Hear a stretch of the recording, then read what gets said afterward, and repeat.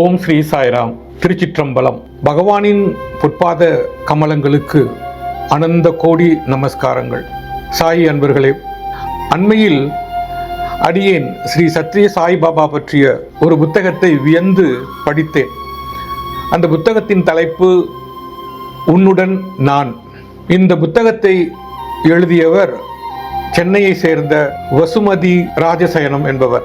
பகவான் ஸ்ரீ சத்ய சாய்பாபா அவர்கள் எப்படி 1990களில் சிவனாக தரிசனம் கொடுத்தார் என்பதை பற்றி இந்த புத்தகத்திலே திருமதி வசுமதி பதிவு செய்திருக்கின்றார்கள்.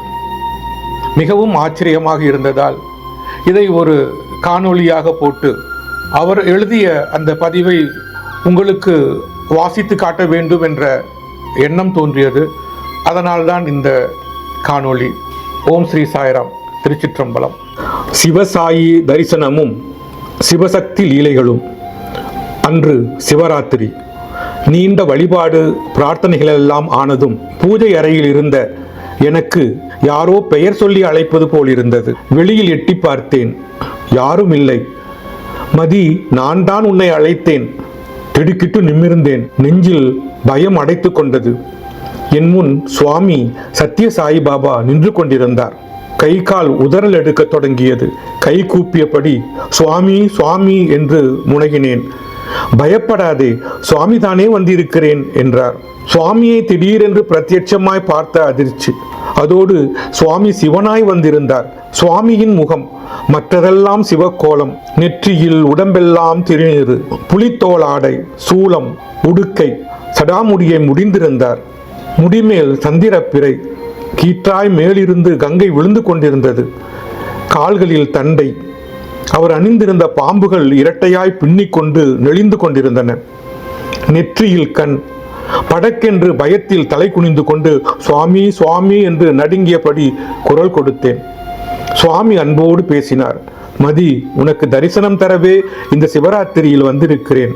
ஒன்றுமறியா உன் குழந்தை மனதிலிருந்து பொங்கும் அன்பிற்கும் பக்திக்கும் கட்டுப்பட்டேன். இனி உங்களை என்றும் காப்பேன் என்று பரிவோடு சொல்லிக் கொண்டிருந்தார். பாம்பை பார்த்த பயத்தில் தலை குனிந்தபடியே சரி சுவாமி சரி சுவாமி என்று தலையாட்டி கொண்டிருந்தேன். மதி, என்னை பார் என்றார் சுவாமி. சுவாமி, நீங்கள் மேலே போட்டிருக்கும் பாம்புகளை பார்த்தால் பயமாக இருக்கிறது என்று நடுங்கினேன். சுவாமி பலமாக சிரித்தார். இங்கே பார், என்னிடம் இருக்கும் பாம்புகள் உன்னை என்ன செய்யும் என்று சுவாமி சொல்லிக் கொண்டிருந்த போதே ஒரு பாம்பு கீழே விழுந்து நெளிந்து என்னிடம் வரத் தொடங்கியது. அவ்வளவுதான்.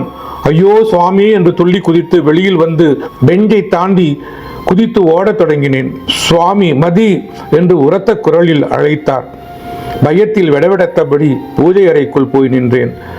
சுவாமி கீழே நெளிந்த பாம்பை நோக்கி தன் வலது கரத்தை காட்ட சட்டென்று பாம்பு சுவாமிக்கு மேலே வந்து விட்டது. சற்று பயம் நீங்கியவளாய் சுவாமி என்று மெல்ல அழைத்தேன். என்ன வேண்டும் என்று கேட்டார். சுவாமி, உங்கள் தலைமுடியிலிருந்து விழும் கங்கை நீர் கிடைக்குமா? எல்லோருக்கும் சிவராத்திரி புனித தீர்த்தமாய் கொடுப்பேன். சரி, தேவையானதை பிடித்துக்கொள் என்று சிரித்தார். பூஜை அறையில் இருந்த ஒரு பாத்திரத்தில் ஆசை தீர பிடித்து கொண்டேன். கணத்தில் சிவரூபம் மறைந்து சுவாமி வழக்கமான ஆரஞ்சு அங்கியில் வட்டமான சுருள் கேசத்தோடு சிரித்தபடி அபயஹஸ்தம் காட்டியபடி நின்றார். நெஞ்சில் கை வைத்தபடி அப்பாடா என்று ஆசுவாசப்பட்டேன். மதி, ஏன் உனக்கு இந்த பயம் என்று கேட்க, இப்போது பயமில்லை சுவாமி என்றேன். ஏதாவது கேட்கணுமா என்றார். நீண்ட நாட்களாக எனக்குள் இருந்த ஆவலை வெளியிட்டேன். ஆமாம் சுவாமி, இவ்வளவு சுருட்டையா பம்முன்னு இருக்கிற உங்கள் தலைமுடியை பிரித்து பார்க்கணும் என்றேன். தலையில் தான் எல்லாமே இருக்கிறது என்றவர் பிரித்து பார் என்றார். ஆவலோடு 2 கைகளாலும் சுவாமியின் பம் என்றிருந்த தலைமுடியை பிரித்து விளக்கினேன். அவ்வளவுதான். அதிர்ச்சியில் உடல் ஆடியது. ஒரு புறம் கடல்கள், மலைகள், ஆகாயம், பூமி, காடுகள், நாடுகள், மனிதர்கள், விதவிதமான மனிதர்கள். டப்பென்று மூடிவிட்டேன். உலகத்தையே தலையில சுமக்கரியே சாமி என்று நான் அழ சுவாமி புன்னகைத்தார். என் தலை தொட்டு ஆசீர்வதித்தார். நேரமாகிவிட்டது, எல்லோரும் எனக்காக காத்திருக்கிறார்கள் என்றார். கணத்தில் மறைந்து விட்டார். என் தலைமேலும் அறையிலுமாக பரவியிருந்த அட்சதையோடும் விபூதியோடும் பரிமளாதி வாசனையோடும் கைகூப்பியபடி அழுது கொண்டிருந்த என்னை என் கணவர் ராஜசயனம் வந்து உலுக்கினார். எழுந்திரு, என்ன ஆனது, ஏன் அழுகிறாய் என்று கேட்டார். அழுதபடியே சுவாமி வந்ததையெல்லாம் சொன்னேன். மெய்மறந்து கண்ணீர் பெருக்கினார். சிவராத்திரியில் சாயி சிவனின் தரிசனம் கண்ட நீ மகா பாக்கியசாலி என்றார். அன்று மறுநாள் பஜன் முடிந்ததும் வந்த பக்தர்களுக்கு நான் தந்தது சிவனின் தலையிலிருந்து வந்த சத்தியமான கங்கா தீர்த்தம்.